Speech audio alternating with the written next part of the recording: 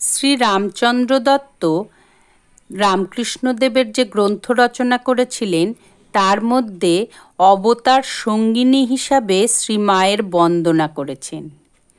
তিনি সেখানে বলেছেন, তিনি তো সামান্যা স্ত্রী নহেন, যাহার পতি সহস্র সহস্র অনাথ অনাথিনীর পতি, যাহার পতি অশেষ পাতকের পতিত পাবনস্বরূপ, যাহার পতি ব্রহ্মাণ্ডপতির হৃদয়মণি, তাহার পত্নী কি সাধারণ ইন্দ্রিয় পরতন্ত্র পশু প্রকৃতি বিশিষ্ট হইতে পারেন?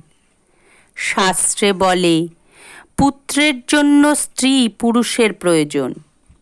মা গো, তুমি যে সহস্র সহস্র পুত্রকন্যার জননী, তোমাকে কি মা কুক্কুর শৃগালের অবস্থায় পতিত হইয়া মা হইতে হইবে? স্বামীর সঙ্গে দেহোত্তর সম্পর্ককে সারদা দেবী সানন্দে স্বীকার করেছিলেন। এই ঘটনার সূত্র ধরে লেখক তা প্রকাশ করেছেন।